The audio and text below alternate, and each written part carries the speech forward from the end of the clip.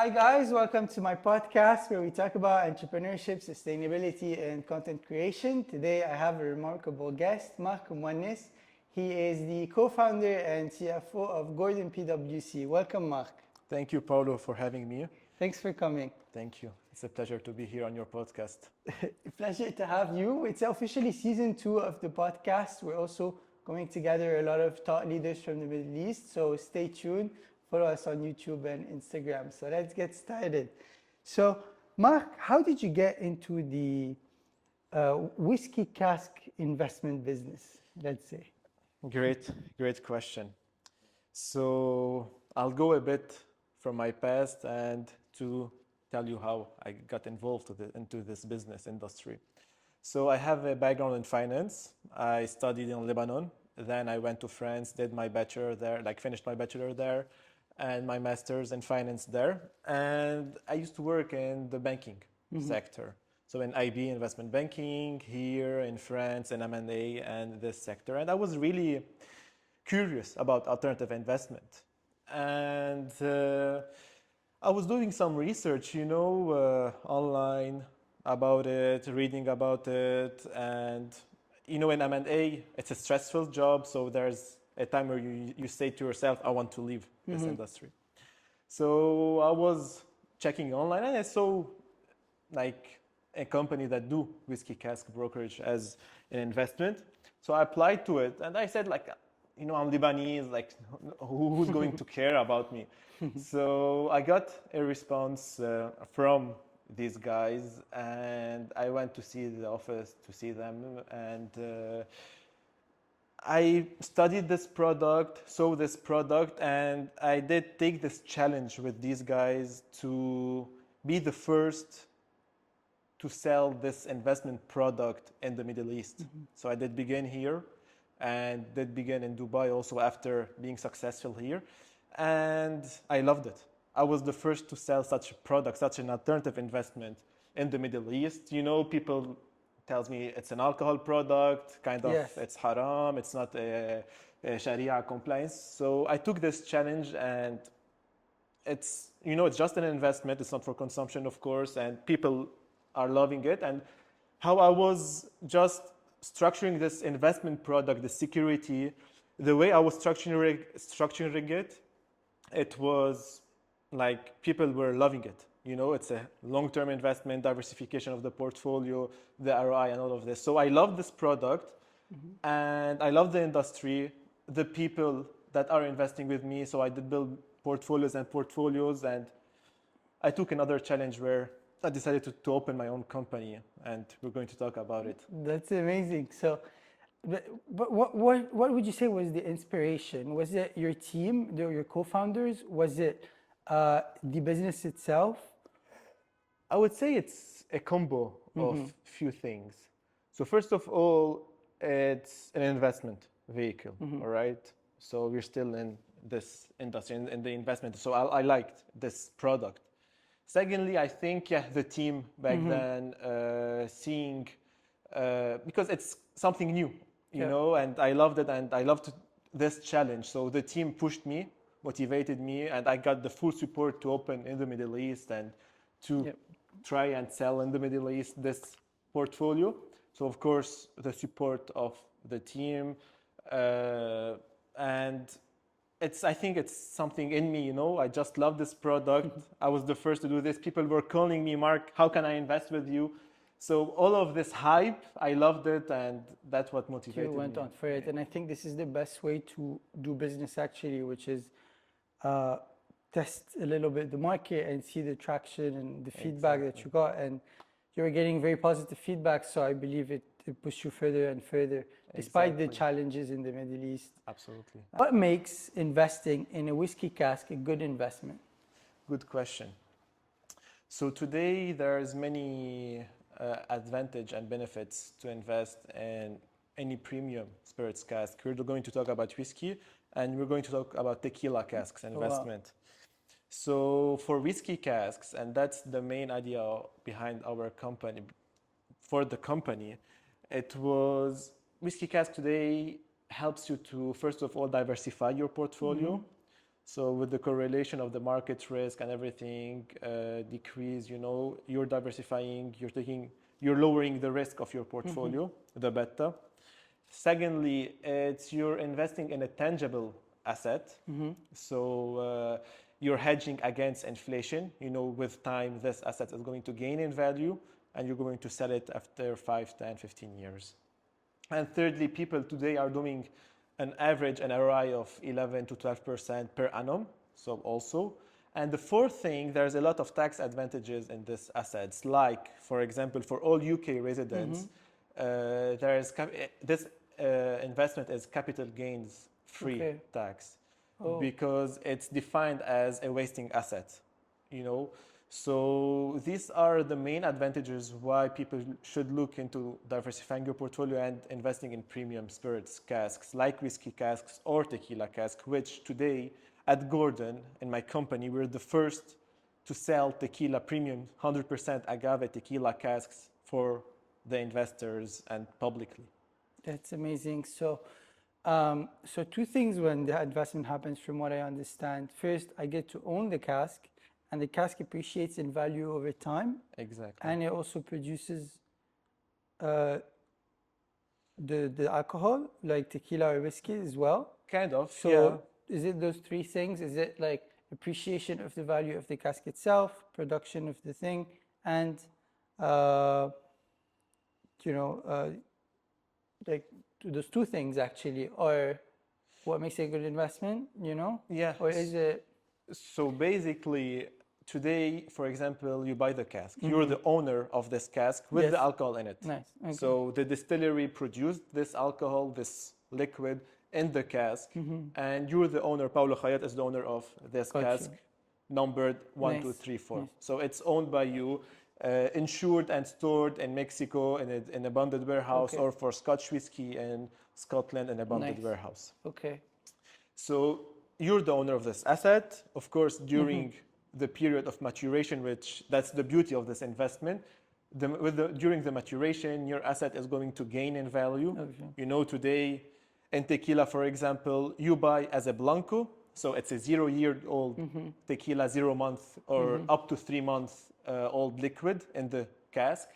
Then you mature it to reposato, so it's a 1-year maturation process. Okay. Then between 1 year and 3 years, your liquid is called añejo, which is more premium than blanco and reposato. Then after 3 years, it becomes extra añejo, which is today the most premium liquid in tequila, for example. So you buy blanco at its lowest price and you sell extra añejo after 3 years at its highest price. So that's how you do your ROI, and we sell it for you after 3 years. Okay. But you said it was 10 to 11% yearly return, exactly, right? Okay. Exactly. In whiskey, that's the average return. In tequila, we're looking more into 13, 14% per annum. Because today, tequila is an emerging market. It's becoming more and more premium. It's the right time to invest in tequila. And why did we diversify our product into tequila? So we did a lot of studies. My partner and the co-founder, Samuel Gorder, went and lived in Mexico to go and study the tequila and agave industry. And it was fascinating. We did a study of 6-7 months to see if that's a good business model or not. So today at Gordon, we're the first to sell tequila casks for investment purposes. After a lot of studies, we're going to go through it, but it was one hell of a challenge to do it. Okay, my next question was, can you explain the process from when someone invests in a cask and when they can expect a return? But you just gave me an answer with, on average, it takes 3 years for the tequila cask to mature and resell, if I understand correctly. Correct. So, and for whiskey, is it the same or is it longer? Good question. Okay, so for whiskey, it's a way longer term investment than tequila. In whiskey, we are recommending 10 years to keep your cask. And that's why we went into tequila. Today, in the whiskey, we just get the market share of people that are looking into long term and that wants to sleep on an asset for 10 years and or transfer ownership for their kids or just sell it after 10 years. And we had a lot of demand for people that want just to invest for 3 years and flip their cask and flip their Yes. investments. Yes. And that's where we did bring the tequila for investment, as a product. I get you. So we wanted not just the market share of people that is looking for long term, but also for investors and accredited investors that are looking for a term of 2 to 3 years of investment. So that's where tequila cask comes into place. So we study the investor, we see what's his objective, what's his vision, and if he's looking to a short-term investment, short to mid-term investment, to flip his cask to something really that is emerging today, that is becoming more and more premium. Today tequila is where whiskey was 10 years ago and where wine was 20 years ago. So Okay. today it's tequila time. Okay. George Clooney, Michael Jordan, all of Kendall Jenner, all of these big stars are investing in this market. And today we did bring this investment to the whole public, to all type of investors. Okay. So for me, I'm recommending people to invest into the tequila casks more than whiskey because kind of Okay. people are a bit too late to the party for whiskey Okay. casks. Okay. We got you. It's a good analogy. So in every investment, there is a risk. What would you say is the risk in that investment? All right, so absolutely, nothing comes without a risk. And if someone's going to tell you, look, I have this investment at 0% risk, just don't invest with them. There is a few risks. So today, first of all, you're investing in an asset. Okay. And this asset, for example, the tequila casks, loses, of alcohol during this maturation process. You have something called angel share. So every year, it's a normal thing. You cannot stop it, The cask is going to lose in volume in alcohol. So you lose around 5-6% of angel share. It depends on the cities, of how warm it is, the weather, and all of this. In whiskey, it's around 2%, 3%, and tequila, it's more about 6%. So you have this first, if you want, risk where that's a normal thing where your cask is going to lose in volume. Yeah. So today you invest in a 200 liters cask, in 3 years it's going to become 170 liters a cask, volume in the cask. So there's the second thing where if anything happened, for the cask, but for this risk, that's the asset risk, all of our customers or all of our investors are insured. There's a premium insurance on this, which of course they pay for. There's a cost for it. But today, if there's leakage, if there is a natural disaster, let's say, anything that happens for your cask, you're insured against it. So there's of course in the contract a whole clause about this insurance thing. So for the assets, it's insurance. Assets risk, the answer for it is the insurance. There is the market risk here. That's the third type of risk. So you have the assets risk, which are the angel share, if anything happened to the cask. And the second type is the market risk. Okay. So today you're investing in an asset, okay? And the beauty of this investment is supply is way lower than demand. So you have a shortage in supply, and that's why prices are increasing. So it's something really demanded, and supply for it is just not resolving this demand. And if for any case, which won't happen, but also that's the market risk, if today there's an oversupply for the demand, you won't see anymore this increase in prices. So supply is higher than demand. People are getting what they're needing. So no need to increase the prices. What advice would you give to someone who's looking to invest in a whiskey cask or a tequila cask for the first time?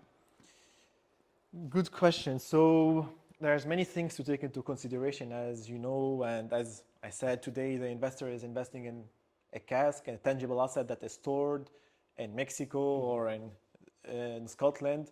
So there's few things to take into consideration before investing. So first of all, he should be doing his own due diligence about this brokerage firm that he's working with. So after doing his due diligence. There's today everything is online, so that's simple. There's few legal documents that he need to make sure that this brokerage firm will give it to this investor, to this person. So first of all, he should get a confirmation of ownership from the bonded warehouse. That, for example, this casks number 123, owned by you, Mr. Paulo Khayat, is stored and insured at our bonded warehouse. You can come and visit it whenever you want. Okay. So that's really important, coming from the bonded warehouse and not from the broker itself. Secondly, there's also in Scotch whiskey something called a delivery order, a DO, coming also from the warehouse. Okay. Also, that's another legal document that the client should be getting. So the client, a paper coming from the brokerage is not enough. That's really important to know in the market, because today when you type whiskey cask investment on Google, the first 2 or 3 articles you're going to get are scams articles. So it's really important for any investor before investing to do his own due diligence, one, to make sure that he's getting the legal document requested from the bonded warehouse and not from the broker itself, and a delivery order in case it's a Scotch whiskey. Absolutely. And if they just go to gordonpwc.com, Absolutely. they don't have any problems, Absolutely. right? And we worked really hard to make sure that all these documents are given for the investor. So today, Gordon PwC is a global branch. You have offices in Dubai, you got an office in Miami as well, and a big presence in the UK for sure. But what were the challenges when you were just starting? All right. So I passed, and we passed as a team, as a company, by many, many challenges. So the first challenge, of course, is to take the risk and open your own business. You know, going from having a salary, having a monthly salary, to stopping to being in your comfort zone and going to out of your comfort zone. So that's the first challenge. And our first challenge in the company, as a company, was everything we had on a paper, on Excel sheets, to make it concrete. And to make it concrete, we had to raise capital. So we stayed around 6, 7, 8 months even to be able to raise the seed capital that we wanted. So we succeeded to raise this capital after this first challenge. The second challenge is, once we had this capital, to make it work and to show for these investors that believed in us that this is working, you know. So we passed by many challenges, speaking with suppliers, making sure that they can get us these legal documents. Some suppliers didn't accept, some suppliers made us more difficult on us. So we passed by many challenges here, but we made it also a successful journey till there. And we had a website, we had everything, a team, a sales guy, marketing guy. So we made it happen. The third challenge was to be the first and to think outside of the box and to sell tequila casks for investment. So this product is publicly offered. It's been 2 months, but we stayed 6 months to make it happen. So my partner and the co-founder went and lived in Mexico to make it happen. I studied the industry, the market, the growth. I studied all the data, you know, to see that this investment makes sense for the distillery, for us as a brokerage firm, and for the investor, for him to buy this investment and to sell it and make profit around 13% per annum. So when all of this made sense, we made contracts with distilleries, and today we are happy. I'm so happy to be the first to sell such a service, such a product, financial product for investors. Okay. And what's the most valuable lessons you've learned from all these challenges? Is to believe in yourself and what you're doing. You're going to pass by a lot of challenges.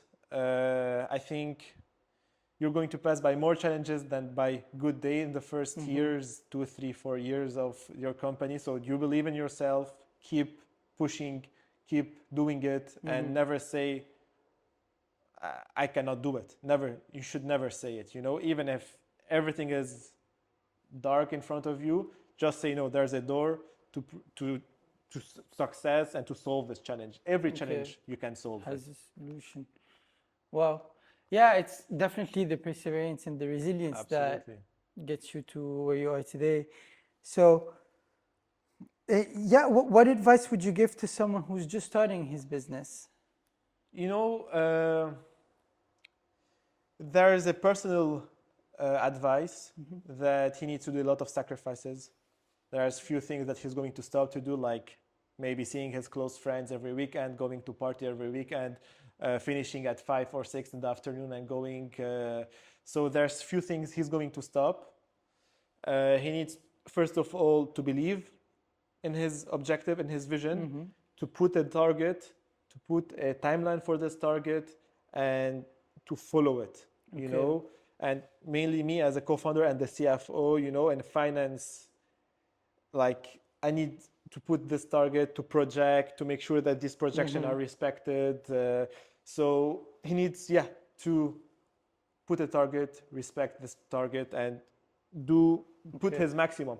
You know, not getting to this target is not a failure Yeah. at all. You know, if he did give his 100% and this guy knows that he gave his 100%, this is not a failure. I think Yeah. that he succeeds. It's a success. Exactly.